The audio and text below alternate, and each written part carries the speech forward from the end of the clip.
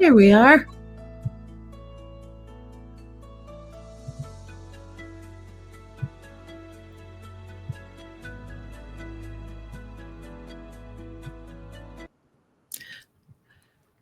Good evening.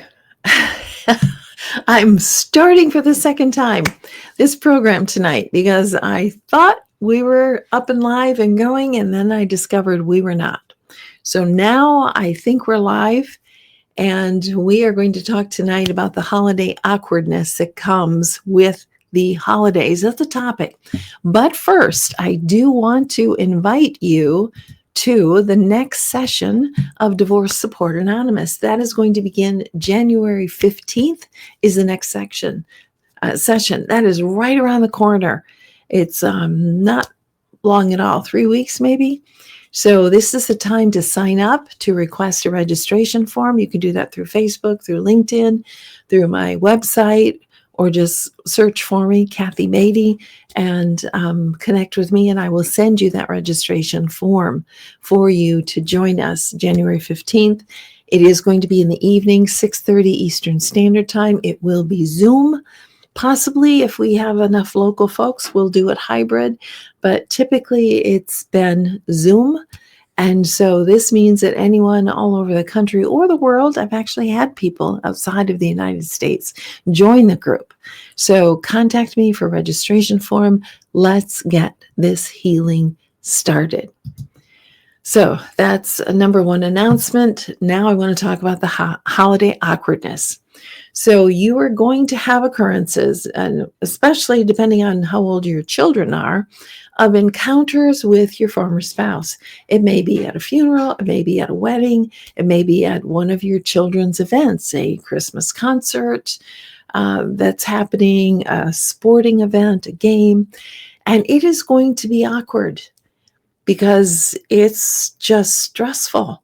I remember, even though it's been 28 years ago, that pit in my stomach whenever I would have to encounter him at one of my children's sporting events or concerts or whatever. It was very, very difficult and very, very painful. So how can we help ourselves? Got a couple points here that I do want to give to you to help you. First of all, I want to ask the question, how will you regulate your own body, soul, and mind during this encounter? Again, it's going to be stressful. You're seeing this person. There's a lot of tension. Maybe there's a lot of disagreement on many factors of the divorce.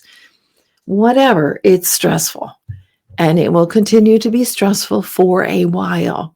Now, I hope eventually that you can co-parent well. And if you don't have children, maybe there won't be an occurrence where you have to run into him or her, unless, of course, a wedding or a funeral takes place. So how do you regulate your own body during this encounter? First of all, you focus on the reason that you're there. If it is your child's concert, you are going to focus on your child's concert.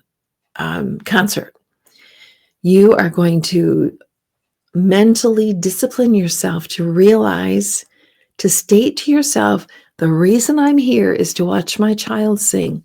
The reason I'm here is to watch my child sing. It's not to encounter him or her. It's not to think about him or her. It's not to think about maybe they brought a girlfriend or a boyfriend.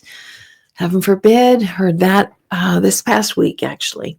It happens much too early where people start bringing in another, challenging on the children, challenging for you, wrong for them. I'll just say it. So wrong for them because it's just more confusion for the child. In the beginning, if you're going through the divorce and immediately following the divorce, I do whole topics on how to encounter, how to introduce a new person to your child. But during the divorce and after the divorce is not the time. You need to wait a long length of time. Anyway, I'm wandering down a rabbit trail. How do you regulate? You focus on what you're there for. You find people who are supportive people. And maybe like if it's a basketball game, you know the parents that are supporting you, the ones that are caring about you and what you're going through. Find those individuals, stay with those individuals. Take deep breaths. Don't look over there. Don't look around. Keep your focus. The reason I'm here is for my child, or the reason I'm here is for this funeral, for this wedding. This is the reason I'm here. And it sounds so elementary, but it's so helpful because our mind can get hijacked and we can just go in all kinds of different directions. So we don't need to talk to them. In fact, it's a good idea not to, because your child might see that. They might be afraid, frightened. Who knows? So take deep breaths. That helps regulate your body. Keep your focus. Find your supportive friends and enjoy the event as much as you can. Those are ways in which you regulate your body and your soul and your mind during the encounter. Now, as you encounter during the holidays, trying to figure everything out, and there's lots of exchange of facts of when you're picking up the kids and when the parenting time is, I want you to deal only in the facts. I will tell you, and if you've been with me in previous times, you've heard me say this before, it will save you so much heartache. You do not want to be pulled into an emotional conversation. There is no reason for it, unless you're wanting to restore the marriage. And I don't think any of you are wanting to do that.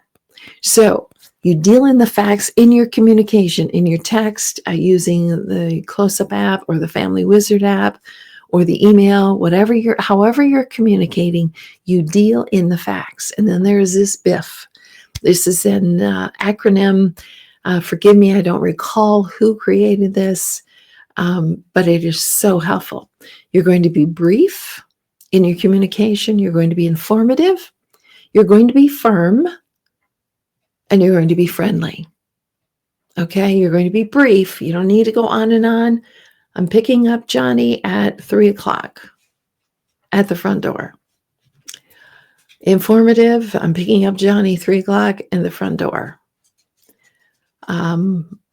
Factual. That's factual. Friendly. You don't need to add any emojis. You don't need to add any remarks.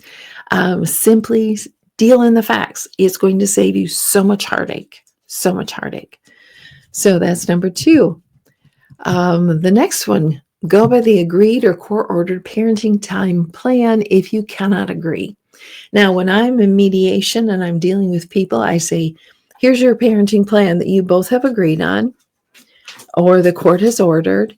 So you have the ability to change that. If Johnny has a birthday party that didn't work in the schedule, it's on mom's time and dad's going to take him. And you can agree between yourselves that, yeah, we can make this exception because of Johnny's birthday party. But if you can't, there is any type of disagreement, you go right back to the parenting time plan. And this could be challenging because this may disrupt some of the plans of your child. But it's important to keep peace, that if you can't agree cordially, then you go back to the parenting plan and you stick to it. Point number 4, and I cannot emphasize this enough, do not put information on your kids' shoulders that they do not need to know. Well, your dad didn't pay child support, or your mom is mouthing off to me again. Whatever it is, please, please keep it away from your child's ears. Let the memories of the holidays be childlike, be friendly, be fun, be memorable. Good memories. That's what we want for our children, isn't it, during the holidays? And of course, I have some scripture verses, but first, let me just repeat. How do you regulate your body, mind, and soul? You breathe, you focus, you find your support people. Deal in the facts, be brief, informative, firm, and friendly. Go by the agreed parenting plan if you cannot agree. And lastly, don't put information on your kids' shoulders that they are not emotionally mature enough to handle. Huge mistake so many parents make. So, scriptures always guide us on every topic of life, and this is no exception. This is a beautiful verse out of Romans. If it is possible, as far as it depends on you, live at peace with everyone. If it is possible, as far as depends on you, live at peace with everyone. Take that to heart. Number 2, strive for peace with everyone and for holiness without which no one can see the Lord. Strive for peace with everyone. This is a disruptor to our relationship with God when we are disruptive in our relationships with people. Strive for peace. Now, you can't always control that.